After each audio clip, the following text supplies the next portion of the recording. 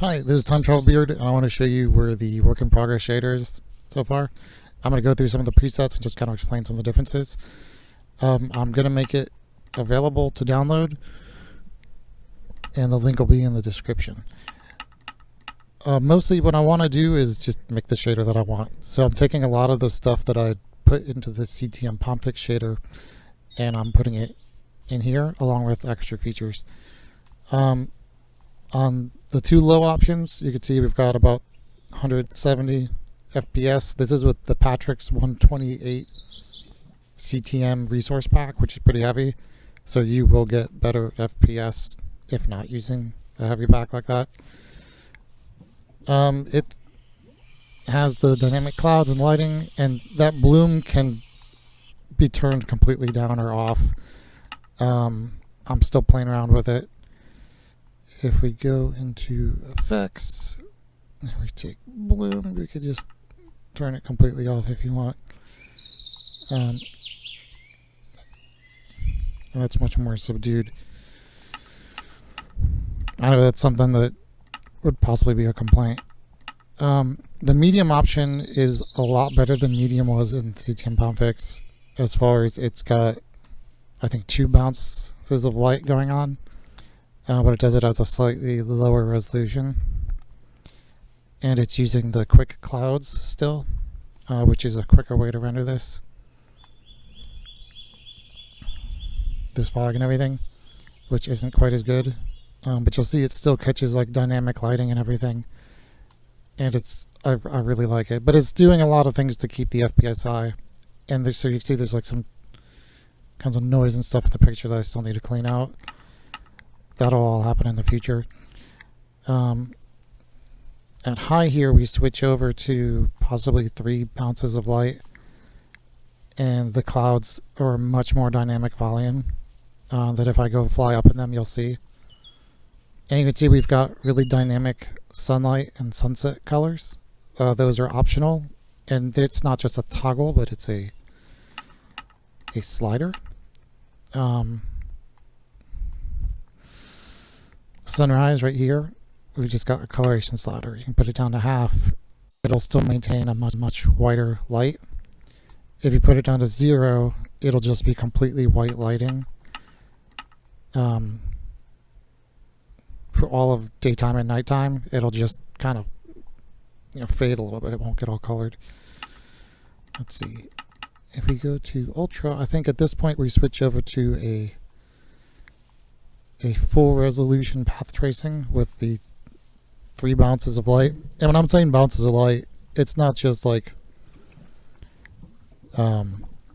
most path tracing shaders will do like 1 bounce per frame per pixel or 4 pixels or whatever, and then they kind of blur them together over frames with TAA. This is not using TAA. The TAA that is optional is off, and it's really bad right now. But for each pixel that's doing the light bounces, the light hits it, scatters in like 20 to 50 directions, and then every pixel it hits, it scatters in another 20 to 50 directions, or higher if you put it higher. I don't remember what the default is. I think it's around 25. And then it scatters again another 20 to 50 times, and that's per pixel per frame. So you're not getting ghosting when you turn the camera. Because it's doing it right away. There's this artifacting where you get like that kind of janky shifting. That's something I still need to work out, that I am going to work out. It's just, I want to get everything from the CTM Patrix shader in here before I start making things better than it. And I still need to port over the 3D textures. The cook and egg setting is pretty much what it was before. It does much more lightweight. So you can see it's got a lot less of that jank, but the cost of that is the frames per second, which can introduce us to some of the other options here. Shadow map is basic shadow stuff. Water, you've got options. Sky, there's all kinds of stuff in here. I generally wouldn't mess with that right now. First, I'll look at the quick performance here. This is some quick shortcuts for stuff. This gets into the performance menu for the PBR lighting, which is very complicated. This is how many bounces of light there are. Path tracing resolution. if we drop this down, runs the light simulation at a lower frame rate. And you can see just by doing that, we've doubled the FPS, but we're getting a little bit of shimmer. But it's got the consistency that we had on this higher one, and it's bouncing those like hundreds of rays of light like per pixel. And it's screen space for now, so you see we do get little bits of screen space type problems. And if you had the stomach for it and really wanted that lighting but couldn't handle it, you can try putting this even lower, and it's probably look bad. Yeah, because then we get a lot of shimmering and stuff. But there's other options in all of this too. And like I said, if we go to something like this, the Ultra, and I haven't fine-tuned these really well. This is running it at half, and it's that if we were to... Oh, it's not running it at half. If we were to run it at half, that 20 is probably going to be closer to 50, yeah.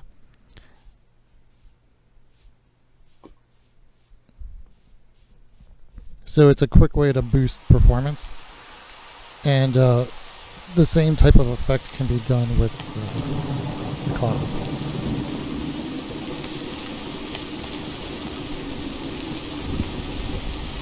I'll eventually fix that they do that kind of movement coming in with the storms.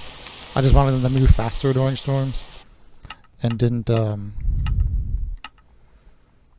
separate it out from the world timer yet. Okay, let's see. Skies.